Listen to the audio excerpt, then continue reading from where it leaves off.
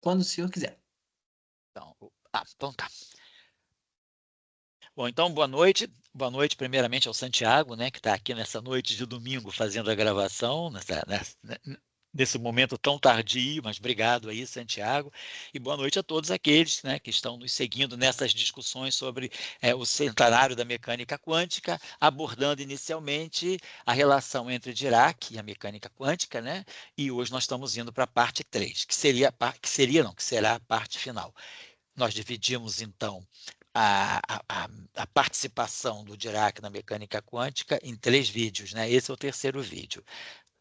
Em breve, estaremos fazendo Heisenberg e a mecânica quântica e, para finalizar, Schrödinger e a mecânica quântica.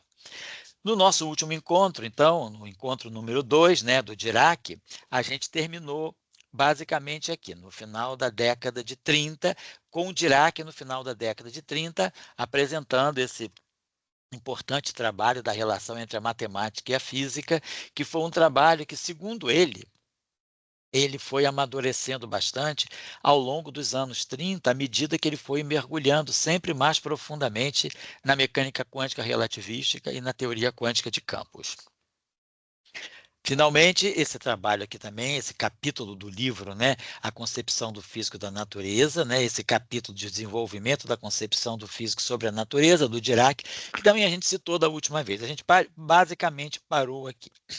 E agora, hoje, o que nós vamos fazer, né, essa parte final, já não vai ter, assim, o protagonismo de Dirac não vai ser é evidente, ele é um protagonismo subjacente, mas tudo que nós vamos falar hoje aqui em termos de eletrodinâmica não linear, efeitos não lineares sobre as equações de Maxwell, são reflexos imediatos, né, da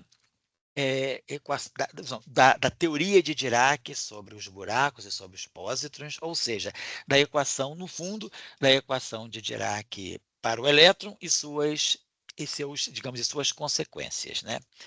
E daí houve uma grande, como a gente já falou da outra vez, né? O trabalho do Halpern, de 1933, eu acho que a gente vai citar ele de novo hoje aqui, deixa eu ver aqui, provavelmente sim, mas a gente, de qualquer maneira, já citou o Halpern, não, da outra vez, que chama atenção para que a proposta do mar de Dirac agora, com esses elétrons de energia negativa formando, interpretados como esse mar, né, interpretados como os buracos interpretados como as antipartículas, isso deveria ter uma consequência imediata nas equações de Maxwell. E aí, estou só chamando a atenção que esses efeitos não lineares começam a se tornar importantes a partir de campos elétricos e campos magnéticos críticos dessas ordens aqui. O campo elétrico crítico, né, formado pela massa do elétron, velocidade da luz, a carga fundamental e a constante de Planck, de 10 a 18 volts por metro. E o campo magnético crítico de 10 a 9 Tesla por metro, né? 10 a 9 Tesla. E, claro, em unidade de energia, né, no sistema natural, ele está na faixa de 1 MeV ao quadrado.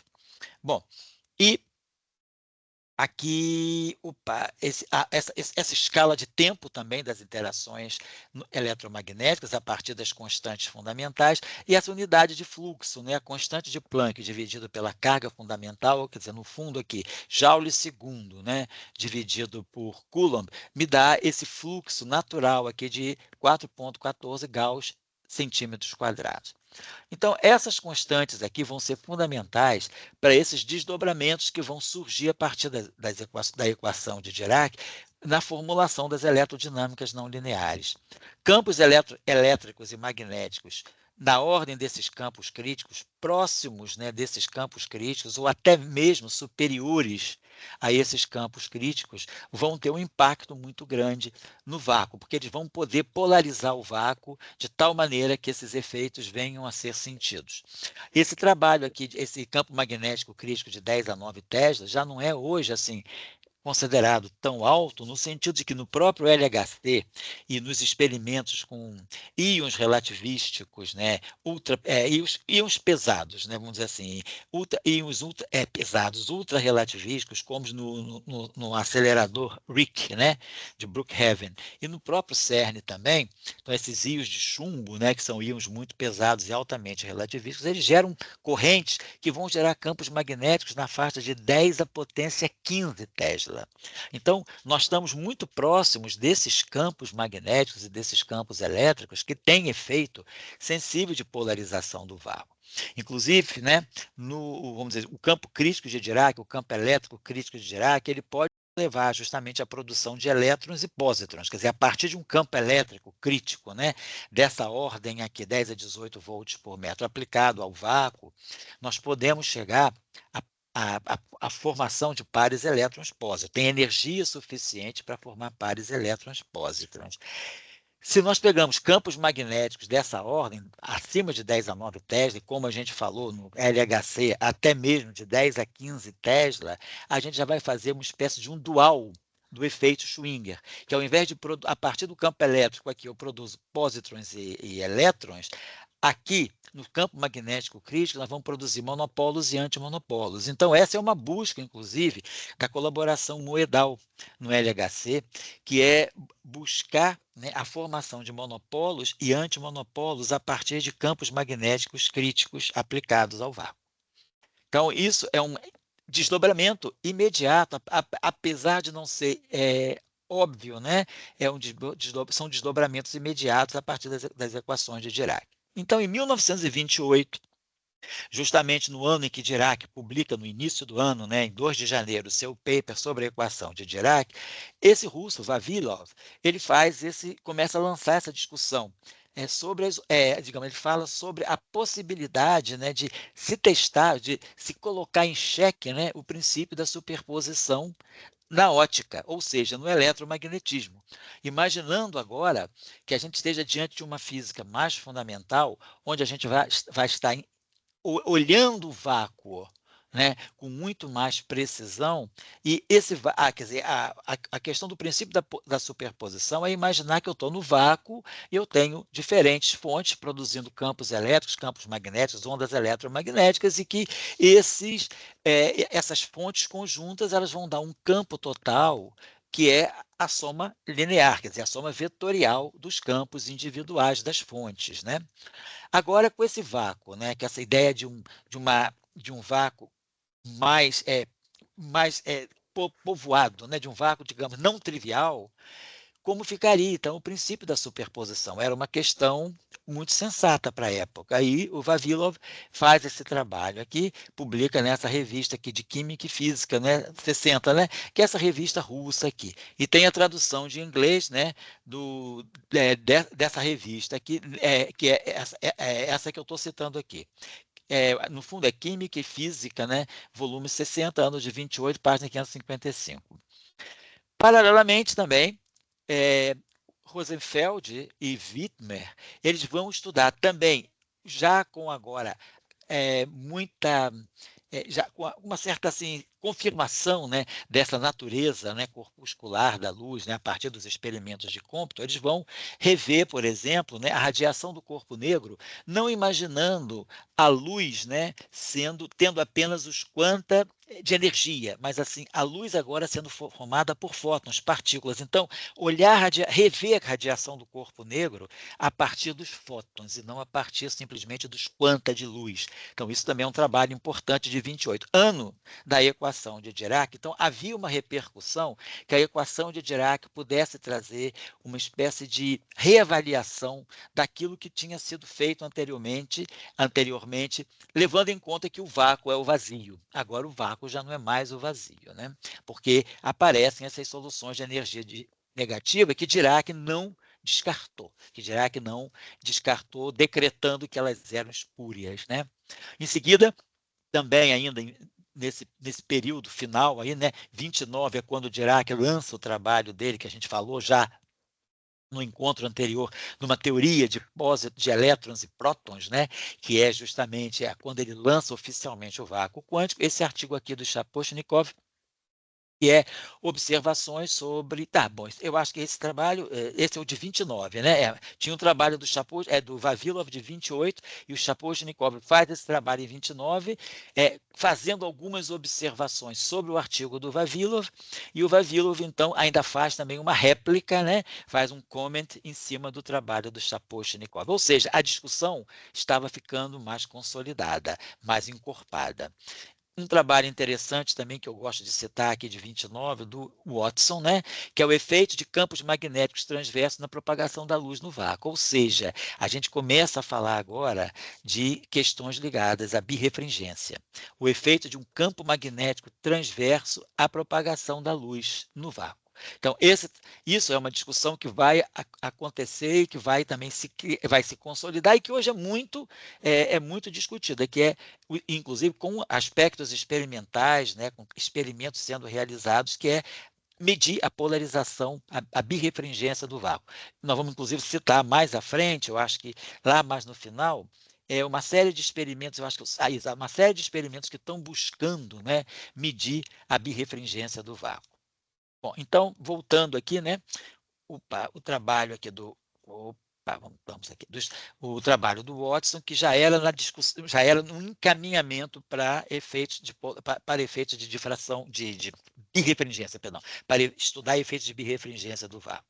E aqui começa uma outra discussão muito importante, que é o estudo da colisão fóton-fóton. Também, então, nós estamos falando de 29, agora com o vácuo quântico, né, que é esse vácuo de elétrons e pósitrons virtuais, como fica a colisão fóton-fóton no vácuo. Então, tem esses trabalhos aqui muito interessantes, né, do Hughes e do Hounsey, né, a tentativa que aqui esse trabalho inicial, Collisions and Coalescence of Light Quanta, esse é um trabalho mais fenomenológico e teórico. Depois, os trabalhos experimentais, em que se tenta realmente ter uma medida direta da detecção de fótons, o que claramente na época não é conseguido. Na verdade, a medida direta da colisão de fótons só foi conseguida em 2017 e confirmada em 2019 no LHC, no Atlas e no CMS. Então, mas, digamos, desde 1930, né? Portanto, a gente está falando aí de praticamente 87 anos, né, de busca de detectar a colisão direta de fótons. Então, algo altamente não trivial. A gente está falando de praticamente 9 décadas para se chegar a essa medida. Gosto de chamar a atenção disso, né, sobretudo porque quando a gente está fazendo essas discussões aqui, a gente tem sempre como objetivo, né, atingir os estudantes mais jovens de graduação, início de pós-graduação, que às vezes não têm contato com essas discussões nos cursos tradicionais de eletromagnetismo e de eletrodinâmica. Então, a gente está trazendo essas discussões para mostrar também assim, a importância do fator paciência, do fator persistência, do fator cumulativo, né, do processo científico. Então, fala-se da colisão de fótons, né, desde 1930, da colisão direta de fótons desde 1930. Algo que foi medido indiretamente, mas, digamos, antes da medida direta, né, então, houve medidas indiretas, né, da colisão de fótons, já 2009, 2008, 2009, mas a medida direta mesmo, ela só veio a partir de 2017. Então, um fenômeno importante para consolidar aquilo que nós pensamos ser o vácuo da QED. De novo, então, aqui, um trabalho do Vavilov, também, de 1930, sobre a tentativa de detectar as colisões de fótons. A mesma, digamos aqui, o mesmo título até, né, do trabalho do Hughes e do Hounsey, né? E esse trabalho do Das também, né, também On Collisions of Photons. Então, era um momento importante, né? 1930, nessa virada aí da década de 20 para 30, com a mecânica quântica relativística estabelecida, com um conceito de vácuo quântico estabelecido, mas não tão aceito, né? A gente viu, né, pelas repercussões que o próprio Heisenberg e o próprio Pauli não tinham assim apreço, né, por esse conceito de vácuo quântico, né? Então, mas a questão estava caminhando. Havia aqueles que apostavam na ideia. Depois, de novo, tentando ver, já abordando, né, um pré-estudo da birrefringência do vácuo, esse trabalho aqui do Farr e do Benwell, que é estudar a velocidade de propagação da luz no vácuo em um campo magnético transverso. O vácuo, sim, o campo magnético atuando em que vácuo? No vácuo quântico. Então, isso aí também visando o efeito de birrefringência.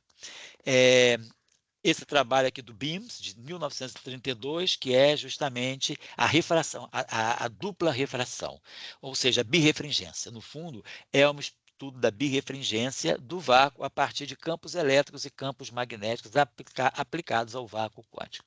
Então, tudo isso eu estou colocando já não é mais o Dirac em si, mas são as grandes repercussões que a gente pode se perguntar. Na década de 30 até 40, né, nesse final nesse período, né, pré-guerra, pré-segunda grande guerra, a pergunta que você poderia fazer, Dirac foi até onde? Então, Dirac foi até, 1900, até a provisão do pósitron, a previsão do monopólio magnético, o conceito de vácuo quântico, a quantização da carga elétrica, ou seja, Dirac fez muita coisa. A partir daí, de 1932, né, e 33, quando ele ganha o Nobel e apresenta aquele artigo que a gente citou aqui, a Nobel Lecture dele, uma teoria de elétrons e pósitrons, Dirac aí passa a se debruçar muito mais sobre o elétron. O que é o elétron? O que dá estabilidade ao elétron? Qual é a origem da carga do elétron? Qual é a origem da massa do elétron? Qual é o modelo que a gente pode fazer para poder entender a estabilidade do elétron? Então, aí tem Dirac passa, eu diria que esse resto da carreira dele, né, a década de 40 em diante, até quando ele vai ativo na década de 70, Dirac passa praticamente perseguindo a compreensão mais profunda que ele pudesse ter do elétron. Então, Dirac foi, vamos dizer assim, o homem elétron, né? Ele quis conhecer o elétron. Ele abriu mão de muita coisa, até mesmo de poder, talvez, trazer mais contribuições, participar mais de discussões sobre a teoria quântica de campos na década de 50, na década de 60, na própria elaboração do modelo padrão, porque Dirac ainda estava completamente mobilizado pela discussão do elétron. Então, é importante colocar isso, porque houve uma crítica grande de Landau. Eu não sei se eu falei isso no vídeo anterior, posso ter falado, mas me esqueci, que justamente no final da década de 50, né, na década de 50, Landau faz uma crítica ao Dirac, dizendo que Dirac não produziu mais nada depois da década de 30. Isso foi dito pelo Landau quando o Dirac foi fazer um seminário em Moscou, na década de 50. E o Landau, então, fez essa crítica. A Dirac não fez mais quase nada depois da década de 30. Mas o que o Dirac fez até a década de 30 repercute sobre nós até hoje. Né? Quem não está estudando a equação de Dirac, por exemplo, na matéria condensada, né? Então, outras coisas mais, espaço diante de Sitter, Dirac adiantou a questão do elétron no espaço diante de Sitter já na década de 60. Então, mas assim, a discussão do Dirac ficou muito em cima do elétron. O que é o elétron? A razão de sua estabilidade, a origem de sua massa, de sua carga, e que modelos nós podemos fazer para poder estabilizar o elétron. Então, é isso que eu queria chamar a atenção, porque tem um contexto histórico aí a ser, e, digamos, não é uma revisão histórica, mas uma justificativa histórica de por que Dirac, por exemplo, não participou muito ativamente das discussões sobre a elaboração das teorias quânticas de campo ao longo da década de 50, da década de 60 e da própria construção. Ele não foi uma pessoa ativa na construção, no estabelecimento do modelo padrão da física de partículas. Depois, Max Born, né, importante nome lá da mecânica quântica, da interpretação, né, de Copenhague para a função de onda da mecânica quântica. Né? Então, ele fala aqui, vai estudar nesse Nature, as equações de campo modificadas com um elétron de raio finito. Por que isso?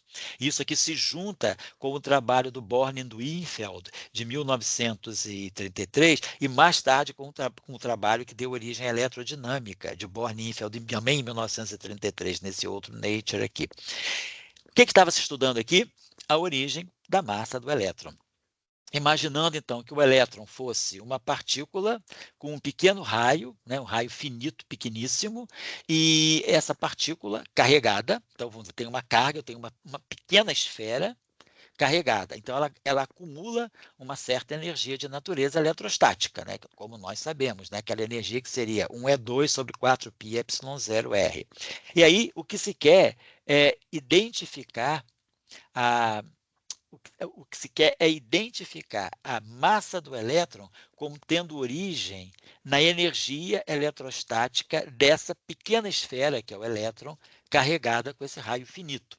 Então, é uma tentativa de se compreender a massa do elétron a partir da pura interação, da pura interação eletromagnética. Hoje nós sabemos, né, que a massa do elétron, segundo o modelo padrão, se deve basicamente ao mecanismo de Higgs. Então, a origem da massa do elétron está na constante de Yukawa, que acopla o elétron ao Higgs, e também no valor esperado no vácuo do campo de Higgs, aquele valor esperado na faixa de 246 GeV, né?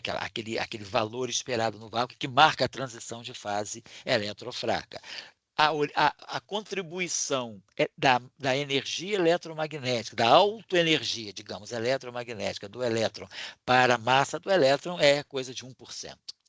Então, com essa discussão de tentar compreender a massa do elétron a partir da sua distribuição de carga, e imaginando que o elétron é uma pequena distribuição com raio finito, chega-se, então, Born-Infeld propõe, então, essa chamada eletrodinâmica de Born-Infeld, que foi, vamos dizer assim, a primeira eletrodinâmica realmente não linear construída e está publicada em 1933, nesse Nature 132.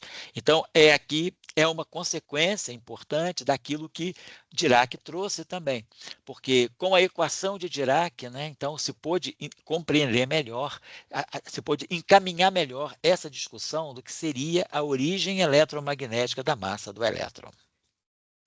1933, então, como eu falei, já tinha falado anteriormente, estou só retornando aqui, o trabalho do Dirac sobre a teoria de elétrons e pósitrons, que foi a lecture, a aula, né, a conferência que ele apresentou lá no recebimento, né, do Prêmio Nobel em 33, lá em Estocolmo. E esse trabalho aqui do Otto Haupen, de 33, que fala processos de espalhamento produzidos por elétrons nos estados de energia negativa, ou seja, como estudar o espalhamento de elétrons agora no mar de Dirac. Esse seria, então, esses pares de elétrons e pósitrons do vácuo, esses pares de elétrons e pósitrons virtuais, né, do vácuo da QED, eles são fundamentais para se poder agora compreender o espalhamento fóton-fóton. Então, lançando-se fótons no vácuo, esses fótons polarizam o vácuo, aparecem, então, elétrons, né, pares elétrons-pósitrons virtuais, e esse processo de espalhamento fóton-fóton tem lugar. E daí esse é o espalhamento chamado de Delbrück, que acabou sendo estudado, né, sendo medido diretamente só em 2017. Esse trabalho aqui da Lise Meitner e do Küsters, né, com um comentário do Delbrück. O Delbrück não fica como coautor, ele faz o apêndice desse paper, onde ele estuda o espalhamento, né, de fótons. Né, é o que está aqui, ó, sobre o quer dizer, relativo, né, ao espalhamento de raios gama, né, de ondas curtas. Quer dizer, raios gama são altas frequências, né, na faixa de 10 a 20 Hz, e portanto, comprimentos de onda pequena. Nesse trabalho aqui, o Delbrück, ele estuda justamente o espalhamento fóton-fóton e deriva uma primeira seção de choque para o espalhamento fóton-fóton. Nesse trabalho da Lise Meitner com o Küster. Só que o Delbrück não ganha o status de coautor, fica um comentário, um agradecimento a ele. Mas esse espalhamento fóton-fóton, ele fica conhecido na literatura como o espalhamento de Delbrück. Né? Está publicado nesse Zeitschrift für Physik de 33 também. Eu estou colocando essas referências todas porque esse é o caminho histórico. Né? Então, a gente sempre tenta, aqui nessas nossas discussões, nessas nossas palestrazinhas de vídeo, né? A gente sempre tenta trazer assim a discussão histórica, a linha do tempo, né? O fio condutor que acabou levando, acumulando, né? Mostrando o acúmulo de ideias e às vezes isso tudo terminando com uma elaboração de uma nova ideia, de uma nova teoria. Então, o que nós estamos vendo aqui é justamente as consequências da equação de Dirac, como elas se propagam e como elas se intensificam e sob que forma elas se intensificam durante a década de 30. Bom, aqui falamos já desse, né, Lise Meitner e o espalhamento de Delbrück, e agora, de novo, Hoffmann, e depois nós temos, inclusive, a eletrodinâmica de Hoffmann-Einstein, né, que é então, aqui fala The New Field Theory, a nova teoria de campos. No fundo, Hoffmann que retoma o trabalho de Born-Infeld, que também era chamado de uma nova teoria de campo. O que é essa nova teoria de campo? É uma eletrodinâmica não linear. Essa eletrodinâmica não linear, altamente não linear, construída de forma invariante de Gauge, na tentativa de descrever, de eliminar a singularidade do campo elétrico do elétron na origem.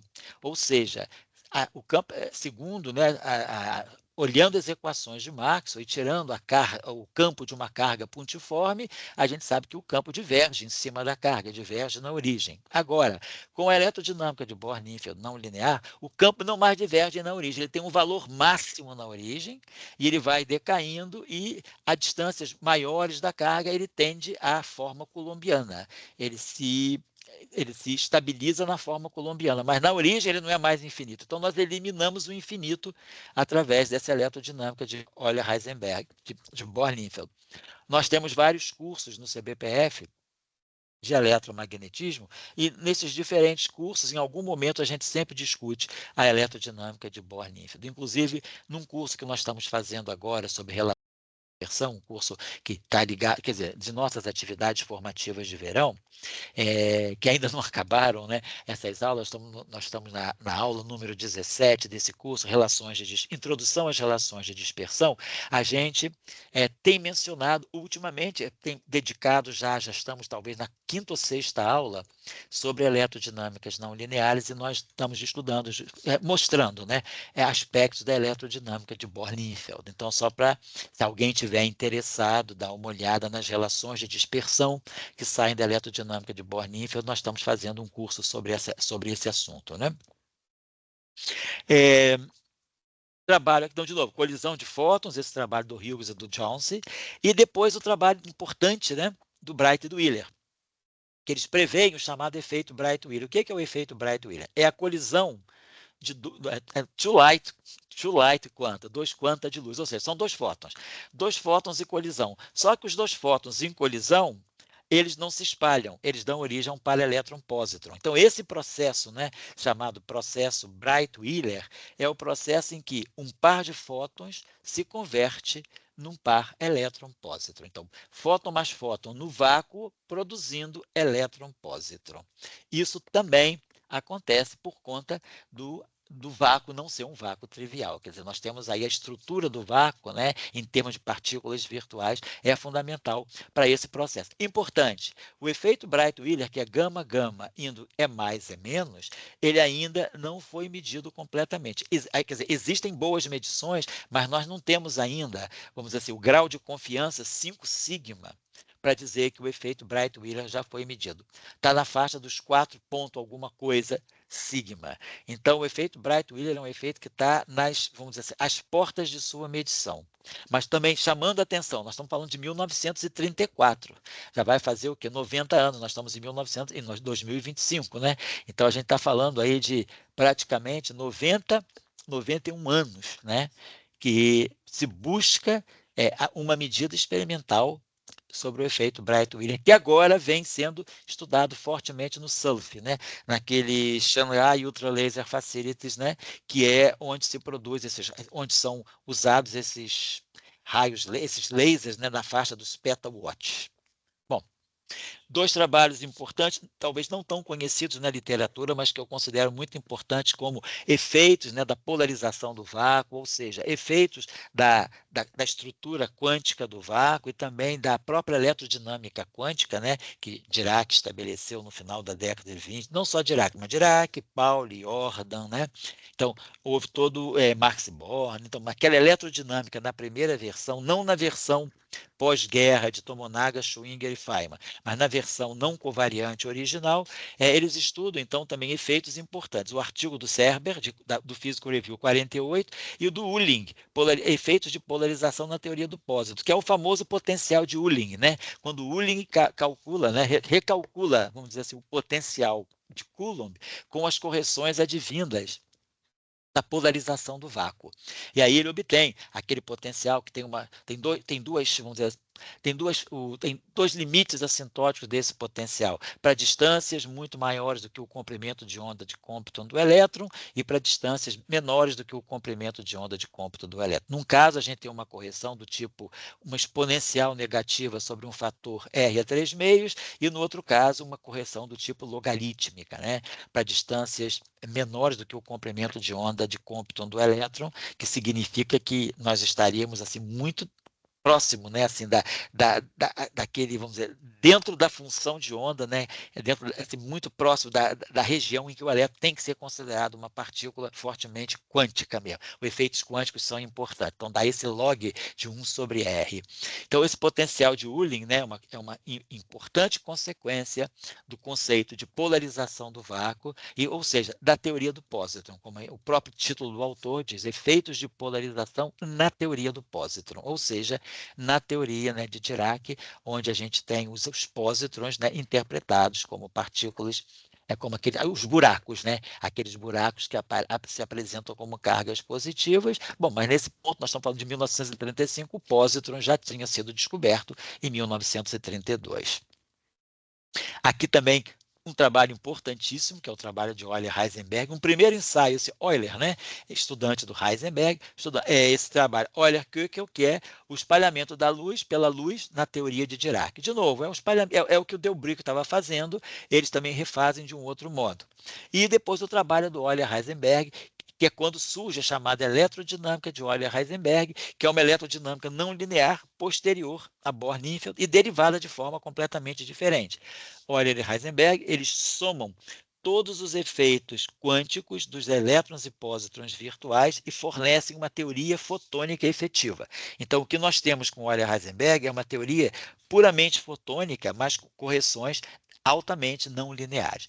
Nós temos nós temos uma expansão, um lagrangiano, que é polinomial em potências, né, dos campos elétricos e dos campos magnéticos. Isso dá equações de Maxwell altamente não lineares, e aí, como consequência, nós temos vários efeitos, como, por exemplo, a birrefringência do vácuo. Então, no trabalho do Euler e do Heisenberg, o que se faz é, vamos dizer assim, levar em conta, né, realmente a estrutura quântica do vácuo em termos de elétrons e pósitrons virtuais e somar esses elétrons e pósitrons virtuais sempre, né, como sendo partículas mediadoras da interação entre fótons. E aí nós temos um lagrangiano efetivo que só depende de fótons, mas com os efeitos quânticos todos incorporados, né, nesses coeficientes, nos parâmetros que aparecem nesse lagrangiano expandido em potências do campo elétrico e do campo magnético. Também nesse nosso curso, nos nossos cursos de eletromagnetismo do CBPF, a gente costuma discutir também a eletrodinâmica de Euler-Heisenberg, e nesse curso que nós estamos fazendo de relações de dispersão, a gente também está trabalhando relações de dispersão para o caso da eletrodinâmica de Euler-Heisenberg, mostrando a birrefringência do vácuo, a possibilidade de ter dicroísmo do vácuo e outras propriedades, né, ligadas ao índice de refração e à velocidade de grupo. Um trabalho importante também, né, que consolida, né, a teoria quântica de campos para QED, a QED como uma teoria quântica de campos, esse trabalho do Kemmerer e do Weisskopf, né, que são desvios, né, das equações de Maxwell derivados da teoria do pósitron. Então, como a gente está vendo, né, é a teoria do pósitron, é a equação de Dirac, é a interpretação do Dirac em termos de um mar de energia negativa, é a interpretação de Dirac em termos, né, dos buracos de energia positiva sendo associados aos pósitrons, que leva a toda essa discussão, com repercussões de efeitos sobre as equações de Marx. Também o Nature, né, de 1936. Aqui eu estou só dando um pulo, né, que aqui a gente começa a ver sobre a questão da busca experimental. Nós damos um pulo aqui para 2014, seria um parênteses que eu estou abrindo aqui, só para mostrar assim, alguns efeitos, né, que estão justamente sendo estudados em conexão com a discussão de eletrodinâmicas não lineares, que é a criação de antimatéria, né, em um banho de raio-x, ou seja, jogar, né, raio-x, quer dizer, que são frequências altas na faixa de 10 a 17, 10 a 18 Hz, né, no vácuo, e observar a criação de antimatéria, porque aparecem elétrons e pósitrons, né, que podem ser criados a partir do vácuo, né. Jogando energia, você pode produzir correntes de elétrons e pósitrons. Esse é um experimento, né, que está publicado aqui nesse Nature Photonics de 2014. E aqui também a tentativa, nesse artigo aqui publicado também na Nature Photonics, né, que é fazer um colisor fóton, né, em um vácuo, vamos dizer, em um vácuo oco, né, digamos assim, é uma espécie Hohlraum, é um espaço vazio, né, é um espaço vazio, né, uma espécie de um espaço de uma cavidade oca, né, uma cavidade mesmo, com vácuo. E ali dentro criar uma espécie uma possibilidade de um colisor de fóton-fóton. Então, esse é o chamado experimento do vácuo Hohlraum, né, que está publicado nesse Nature Photonics também. Aqui um outro trabalho que busca, né, a detecção experimental do efeito Bright-Wheeler, fóton mais fóton indo em pósitron mais elétron, né, a criação de pares, né, em colisões de feixes de raios gama produzidos com lasers de alta intensidade. Então, lasers altamente intensos, né, com grande intensidade, portanto, lasers que transmitem campos elétricos e campos magnéticos muito altos, né, um pouco abaixo, né, mas não chegam a ser os campos críticos, como a gente mostrou lá atrás, mas um pouco abaixo desses campos críticos, mas que já são suficientes para, eventualmente, produzir pares elétrons-pósitrons. Então, isso aí está publicado nesse Physical Review de 2016. Eu só queria chamar a atenção desses dois slides para mostrar a contemporaneidade dessa discussão e, sobretudo, a contemporaneidade experimental, né? Porque na época não se podia fazer esses experimentos. Aqui nós estamos falando, por exemplo, né, de produzir fótons assim, de 10 a 21 Hz, raios gama, né? Ou seja, ter acesso, por exemplo, a lasers ultra energéticos. Aqui eu estou colocando a lista de laboratórios, né, onde nós temos esses lasers altamente potentes e onde vêm sendo estudados efeitos de polarização do vácuo, ou seja, todos os efeitos advindos, né, da proposta de Dirac para o que seja o vácuo quântico. O PVLAS, que é a polarização do vácuo por laser, um experimento italiano, o LSW, Light Shining Through Walls, que é o experimento alemão, BMV é o experimento da França, na Universidade de Toulouse. Esse colisor de fótons aqui é o vácuo Hohlraum, que a gente falou também na Alemanha. O X-FELS, né, que são lasers, né, de raio-x, né, de elétrons livres. O L, que é esse Extreme Light Infrastructure, esse laboratório ele é tríplice, né? Eu acho que ele é República Tcheca, Hungria e Romênia. O SULF, que é o laboratório de Xangai, né? Xangai Ultra Laser Facilities, que é onde está sendo estudado fortemente o efeito Bright-Wheeler. Esse CEL também, que é um upgrade do SULF, e esse EXCELS aqui, que é o ExaWatch Center for Extreme Light Studies. Esse ExaWatch é 10 a 18. Hoje o SULF opera com lasers na faixa do 10 a 15 watts, ou seja, petawatt. Eu acho que eles já estão na faixa dos 10 petawatts, portanto 10 a 16 watts, né, de potência. O Excels é para chegar a 10 a 18. Agora, imagina, se a gente está falando de uma potência de 10 a 16, 10 a 18 watts, né? Por um feixe, né? Um feixe que deve ter assim, um diâmetro pequeníssimo, na faixa milimétrica, então nós temos uma altíssima intensidade. Altíssima intensidade significa altíssima amplitude de campo elétrico e altíssima amplitude de campo magnético. Portanto, são lasers, né, que são capazes de fortemente polarizar o vácuo. Aqui também, ainda já caminhando para o final da década de 30, esses experimentos aqui, a Hieser, Landau e Pomeranchuk, né, espalhamento, de novo, sempre, né, a criatividade é pouca até para os títulos, espalhamento de luz para luz, cada um apurando mais um efeito, talvez colocando uma ordem, uma aproximação melhor do que a outra, quer dizer, sempre o trabalho de revisitar, né, de rever de autor para autor o espalhamento da luz pela luz. Esse artigo aqui do Bronstein também é um artigo interessante, porque ele já fala do decaimento de fótons espontâneo. Quer dizer, se nós temos uma eletrodinâmica não linear, nós temos uma interação, autointeração entre os fótons. Não é uma teoria de Young-Mills, é uma teoria abeliana, mas com autointeração entre fótons. Então, um fóton pode decair em dois fótons. Eu posso ter aquela, vamos dizer assim, a quebra do fóton, o decaimento de fótons. Então, um fóton pode decair em dois fótons, ou dois fótons podem produzir 4 fótons. Então, esse decaimento espontâneo espontâneo de fótons também foi rediscutido na década de 70 pelo Adler. Então, é uma discussão importante, o que eles chamam de splitting do fóton, a separação dos fótons, a partir de uma teoria não linear. E aqui, esse trabalho do Euler, né, que eu devia ter sublinhado mais aqui, que é sobre o espalhamento, de novo, o espalhamento da luz pela luz de acordo com a teoria de Dirac. Então, o Euler se revisitando, né, o Euler se revendo, né, a partir do trabalho dele com Heisenberg, que é esse trabalho aqui de 36. E aqui esse trabalho do Cambridge, do Weisskopf, também nós já falamos, né? Aqui, de novo, novos trabalhos sobre eletrodinâmicas não lineares. Esse trabalho aqui do Thomas também, o espalhamento da luz pela luz, agora visto na teoria de Bohr-Ninfeld. Então, não é mais o espalhamento da luz pela luz, por exemplo, visto na teoria de Euler-Heisenberg, ou diretamente pela equação de Dirac. É colocando agora a teoria de Bohr-Ninfeld, que é derivada de uma forma diferente, né, do que fazem Euler e Heisenberg. A teoria de Bohr-Ninfeld é construída de uma forma muito mais geométrica para simular uma espécie de eletrodinâmica o mais próximo possível da formulação da gravitação. Então, a teoria de Bohr-Ninfeld também, o Thomas aqui vai rever o espalhamento da luz pela luz, não usando, por exemplo, Euler-Heisenberg, mas usando Bohr-Ninfeld.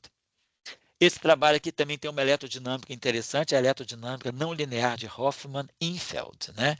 Que é sobre a escolha de uma função de ação da nova teoria de campo. Quer dizer, ou seja, um variante da teoria de Bohr-Ninfeld.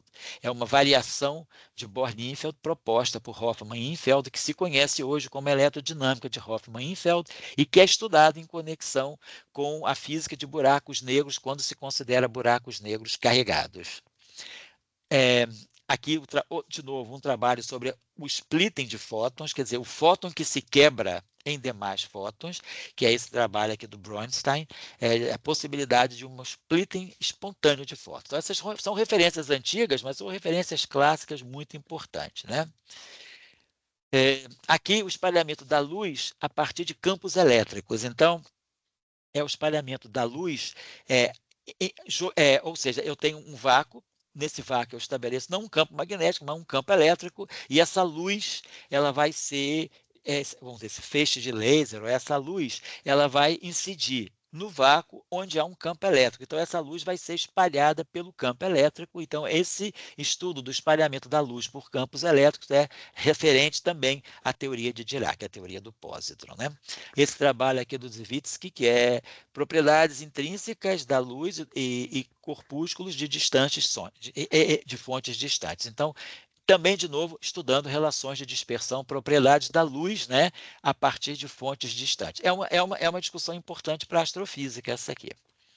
Trabalho do Quall e do Solomon, que é a lei de Stefan, né, aquela famosa lei de Stefan-Boltzmann, olhada agora do ponto de vista de uma eletrodinâmica não linear. Ou seja, por exemplo, rever a radiação do corpo negro, onde agora a radiação eletromagnética, né, que é emitida, né, pelos átomos que estão nesse corpo aquecido, é uma eletrodinâmica não mais governada pelas equações de Marx, mas é uma eletrodinâmica com características de não linearidade. Está publicado aqui também nessa revista francesa.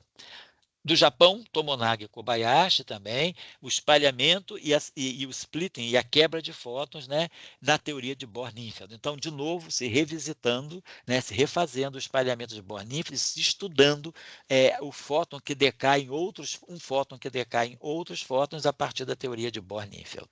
E aí, para finalizar, vamos dizer, a gente fecha mais ou menos a década de 39 com essa conferência importante que foi realizada em Varsóvia, New Theories in Physics. A conferência ela foi organizada pelo Instituto Internacional de Cooperação Intelectual de Paris, e a conferência foi realizada na Polônia, né, em Varsóvia. E nessa conferência, Oscar Klein, que é né, o herdeiro lá do Felix Klein, né, da escola de Göttingen, o Oscar Klein publica esse trabalho sobre, quer dizer, uma teoria de campos carregados. Nessa teoria, Oscar Klein faz a primeira unificação, digamos, das interações da física. Ele junta todas as partículas conhecidas e previstas. Então, ele tem, por exemplo, claro, ele fala do elétron e do pósitron. Fala do próton, mas o antipróton ainda não tinha sido descoberto, fóton. Aí ele introduz os muons, que já tinham sido descobertos em 1936 por Niedermayer. Aí ele introduz os neutrinos, que haviam sido previstos por Pauli. Introduz os mesons pi, pi mais, pi zero e pi menos, que haviam sido previstos por Yukawa e por Tan, em 36. Então, e ele vai trazendo, então, essas partículas conhecidas e previstas e constrói uma teoria para a interação de todas essas partículas. Então, ele fala de interação gravitacional, é o Klein, da teoria de Kaluza-Klein, é o Klein falando de uma teoria em 5 dimensões. Ele introduz a interação eletromagnética e, claro, introduz a interação nuclear e introduz a interação fraca, porque ele está falando de neutrinos também. E ele fala, então, justamente, ele apresenta bósons vetoriais carregados, W+, W-. Então, é uma teoria que já simula um SU2, né, daquilo que vai ser depois a teoria eletrofraca. Digamos assim, poderíamos dizer que seria não é previsão nenhuma antevisão, mas seria assim uma semente que é plantada da teoria eletrofraca. Esse trabalho do Oscar Klein é fantástico. E ele ficou desconhecido por praticamente o quê? 25 anos, 26 anos, porque esses anais dessa conferência foram impressos, mas veio logo a Segunda Grande Guerra. Então, eles não foram distribuídos, ficaram acumulados justamente lá no espaço onde funcionava, em Paris, esse Instituto Internacional para a Cooperação Intelectual. E eles só foram redescobertos, só vieram à luz na década de 60, eu acho que 1964, se não estou enganado, por aí. Praticamente ficaram 25 anos fora da literatura da física. Quando eles foram redescobertos, né, viram que era uma preciosidade, porque ali tinha as falas, artigos, assim, foram a essa conferência os grandes nomes da física da década de 20 e 30. O Dirac não foi, mas estava lá, Heisenberg também não pôde ir, mas mandou representante, então tinha lá os grandes nomes, né, falando sobre a física de partículas, teoria quântica de campos, física de neutrinos, dos neutrinos ainda, né, previstos hipoteticamente. Então, é uma conferência muito importante que ela faz uma espécie de uma síntese da física, dessa nova física, né, que foi produzida nos anos 20 e 30, a partir do advento da mecânica quântica, da teoria quântica de campos, do conhecimento maior da física nuclear, e já com o primeiro acelerador, os dois primeiros aceleradores funcionando, que era o acelerador de Berkeley, né, e o acelerador de Leningrado. Então, com dois aceleradores, né? Na verdade, eu acho que eram ciclotrons, né? Eram ciclotrons que estavam começando a funcionar, mas eram os primeiros aceleradores de partícula. Então, já é uma física com um lastro experimental. Aqui, também esse trabalho aqui do Menuel e do Farr, né?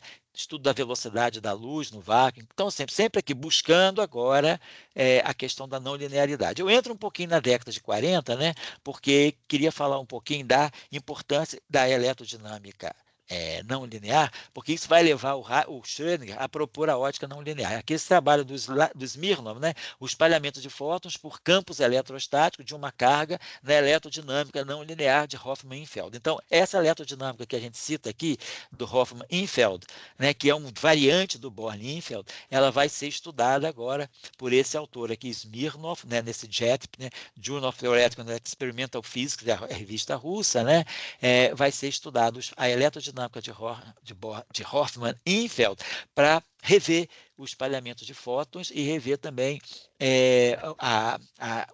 digamos, o espalhamento de fótons no campo eletrostático de uma carga, nessa eletrodinâmica de Hofmann-Infeld, que é uma eletrodinâmica, como eu falei, ela vem sendo usada atualmente por quem estuda buracos negros carregados. E aí entra na década de 40 com uma repercussão também de ótica não linear, tudo isso derivante, né, do conceito de Dirac, do mar de Dirac, ou seja, da teoria de Dirac para o pósitron. Então, esses dois trabalhos do Schrödinger, publicados em 41, 42, 43, 44, aqui, aí a gente vê, o Schrödinger nessa época estava em Dublin, né? Então, esses trabalhos foram publicados lá pelo Proceedings da Irish Academy, ou seja, da Academia Real, né, irlandesa, e aí, consequentemente, ao trabalho dele, esses trabalhos também de uma eletrodinâmica quântica não linear do vácuo. Então, uma proposta assim, de compreender, sistematizar melhor a eletrodinâmica não linear.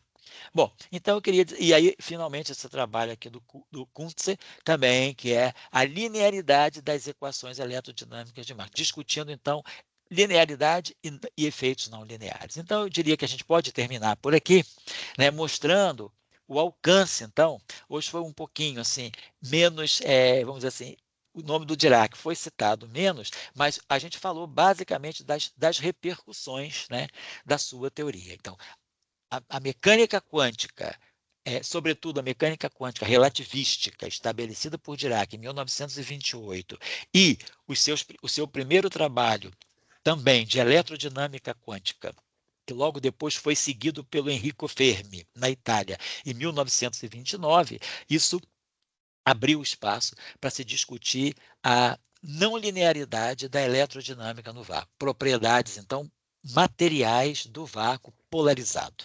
Então, acho que a presença do Dirac está muito forte, apesar dele não ter feito esses trabalhos, é a consequência da teoria dele, a grande repercussão ao longo da década de 30, que depois foi retomada muito fortemente na França também, final da década de 70 e ao longo da década de 70, e hoje em dia também se discute muito efeitos não lineares eletrodinâmicos por conta de estudos da astrofísica, medidas astrofísicas, de luz extragaláctica, laboratório, né? A gente tem um exemplo de um Physical Review Letters publicado em 2022, em que se obtém uma eletrodinâmica não linear nos semimetais de Dirac, né? Desses materiais exóticos. Então, a eletrodinâmica não linear, ela hoje vem aparecendo em conexão, inclusive, com física de matéria condensada, claro, física de lasers, né? E também na astrofísica ela tem sido um objeto muito importante de estudo.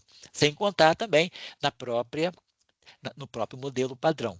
O modelo padrão, quer dizer, a eletrodinâmica, né? O setor eletromagnético do modelo padrão é o setor eletromagnético maxwelliano. Mas vamos lembrar que se o eletromagnetismo ele surge do modelo padrão, o eletromagnetismo ele tem uma origem não abeliana, porque quando a gente constitui o fóton, quando há transição de fase eletrofraca, né, 10 a menos 10 segundos após o Big Bang, o fóton que vem, ele é uma composição, ele é uma superposição do bóson de Gage, da hipercarga fraca, com a terceira componente do isospin fraco, do SO2 fraco. Então, o SO2, né, de isospin fraco, o SO2 left, ele manda uma componente para formar o fóton e em duas combinações lineares independentes, né, do U1 de hipercarga fraca com a terceira componente do isospin fraco, que dá o fóton e o Z0.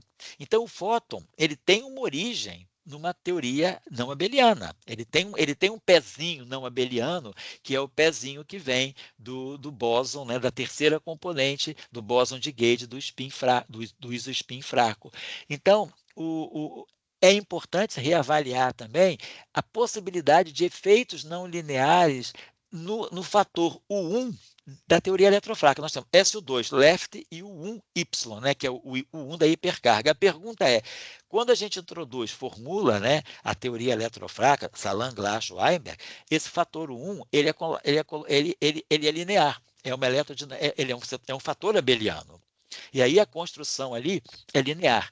Então a gente escreve um lagrangiano para o bóson de Gage do 1, que é um bóson de Gage que segue o padrão maxwelliano, F mini, F mini.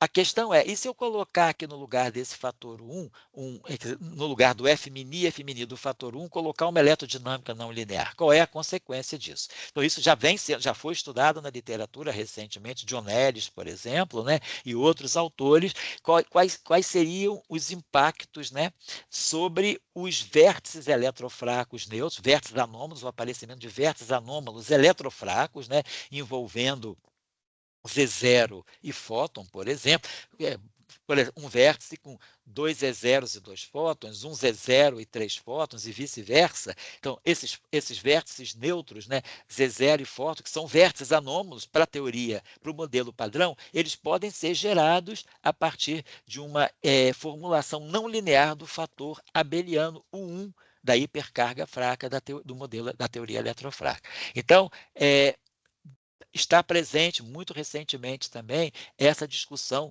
dos efeitos não lineares no fator abeliano da teoria eletrofraca. Então, eu acho que a gente pode, por aqui, terminar hoje essa apresentação, né, do Dirac e a mecânica quântica, né, essas três discussões devotadas ao Dirac e seus impactos, né, a partir da teoria da mecânica quântica relativística, da teoria do pósitron, e proximamente, né, agora já vou começar a finalizar os slides da nossa discussão sobre Heisenberg e a mecânica quântica.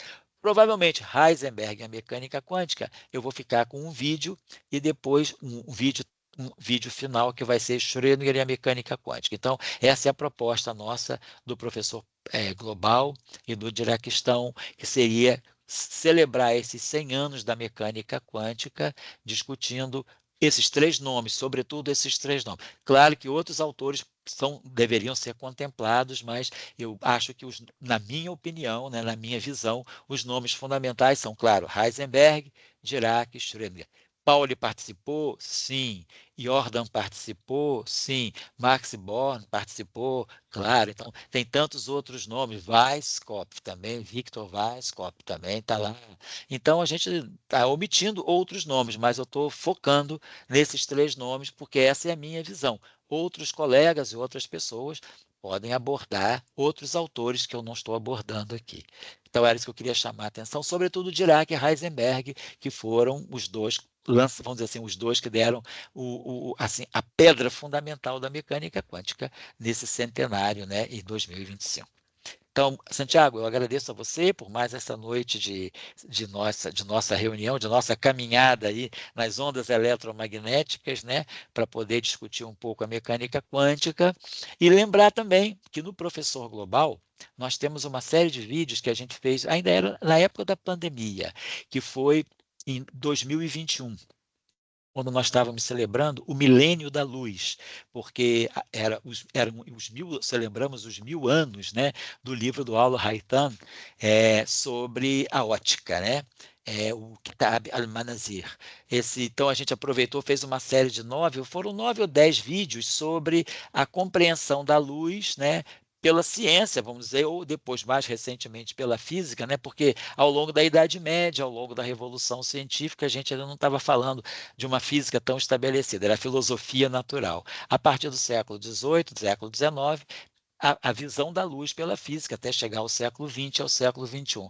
Então, nesses vídeos, nós dedicamos 2 vídeos desses 9 ou 10 vídeos, eu não me lembro bem, mas dedicamos 2 vídeos sobre a relação entre a luz e a mecânica quântica. Então, quando a mecânica quântica surge, né, então, como a luz é absorvida pela mecânica quântica. Como nós falamos um pouco aqui, a partir da ideia de de Broglie, né, e depois, quando entra, então, a ideia de que, já que nós estamos falando dos quanta de luz como sendo partículas, fótons, então, a interação da luz pela luz, interferência, difração, ela tem que ser reanalisada não pelo aspecto ondulatório, mas pelo aspecto corpuscular. E aí isso aí envolve o espalhamento de partículas, que é o espalhamento de fótons, e aí, com a mecânica quântica que surge, esse assunto ganha muito impulso. Então, era isso que eu queria falar de novo, agradecer ao Santiago e agradecer a todos os participantes que sempre escrevem, né? A gente sempre recebe e-mails sobre pessoas pedindo mais referências ou discutindo algumas questões, fazendo sugestões também, que são sempre muito bem-vindas, de como melhorar, né, a nossa abordagem para esses vídeos, que tem sempre um aspecto mais de contexto, né, de discutir o contexto, não só a linha do tempo, né, mas de discutir o contexto em que as ideias são estabelecidas. Muito obrigado de novo e até o próximo vídeo, se Deus quiser.